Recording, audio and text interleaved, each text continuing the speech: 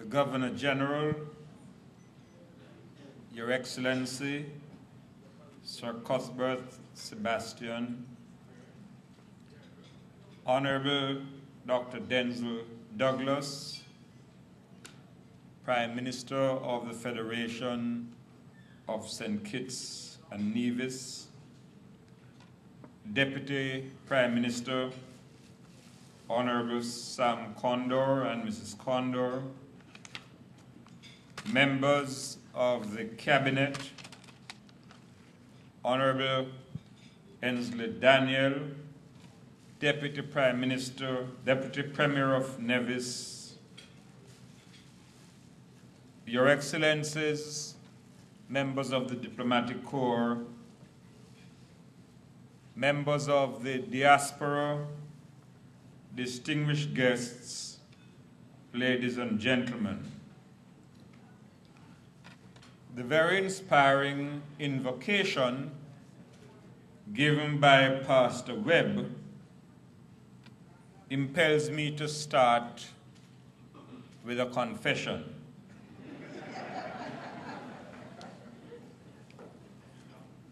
In the days of my youth, long before I had taken any political office, an invitation like this, which would afford me an avenue to vanish from Jamaica on New Year's Eve, would be irresistible. And if it didn't come, I'd be forced to stay in Jamaica and visit many homes to make amends for those who were disappointed that they had not seen me the previous night. I suspect Dr. Denzil Douglas understands that experience. As I listened to the very generous introduction, I was reminded of an occasion when a eulogy was being given in church. And the pastor spoke of the one whose funeral was taking place as a faithful husband, a fine lawyer, and a very honest man. And somebody from the back of the church was heard to shout, "How can 3 men hold in such a small coffin?"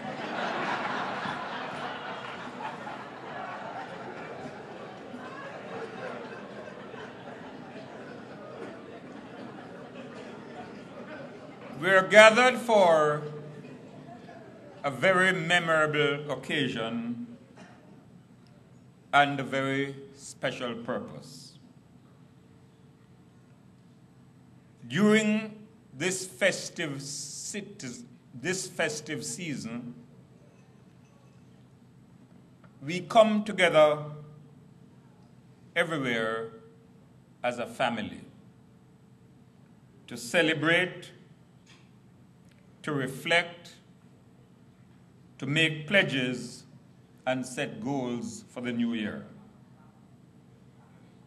I want to commend the Prime Minister for conceiving this function and now making it a tradition that brings together those who reside here and those who belong to the Federation but now live abroad, as we join in this grand gala that heralds in the new year in the true spirit of unity, bringing together people of all strata of our society and the wider Caribbean.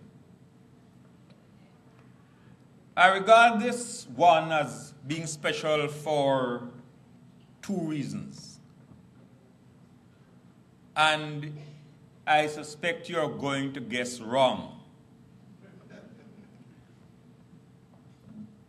One of them has nothing to do with what you're thinking. The political campaign that is blowing in the wind. In my days of retirement, I stay far from that tempest.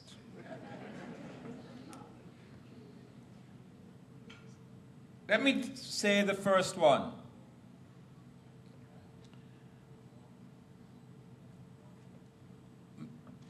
Minister Condor spoke about politicians who are always being deprecated. I can think of a saying: instead of giving a politician the keys to the city, it might be better to change the locks.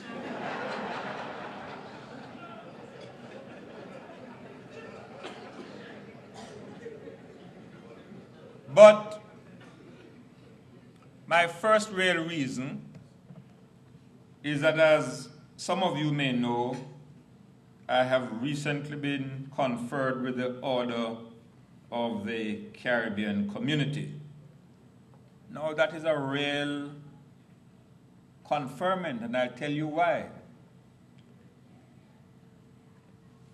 I am no longer constrained to depend on the usual generosity of the Prime Minister of St. Kitts as to when, how, and for what reason I can come to St. Kitts and Nevis. I'm entitled to free access. It also means that I'm no longer confined to the generosity which all prime ministers usually extend to their counterparts or former colleagues when they say, you are free to enjoy all the pleasures of St. Kitts and Nevis, and what is more, all the resources of the two islands are being placed at your disposal. I'm not going to say, Prime Minister, that you're going to be tired to see my face, but I do mean to exercise the right, the entitlement, to enjoy all the resources of St. Kitts and Nevis. And I don't need any key to any city to be able to do so.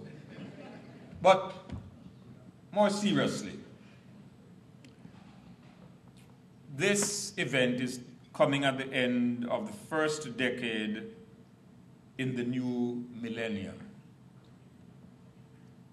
It gives us a timely interval to assess where we are presently and what we need to do in concert so as to build a safe and peaceful world, to advance the welfare of our Caribbean people, and to enable every man, woman, and child in St. Kitts and Nevis to fulfill their true potential. At the end of the last century, we embarked on this, the 21st, with an abundance of hope.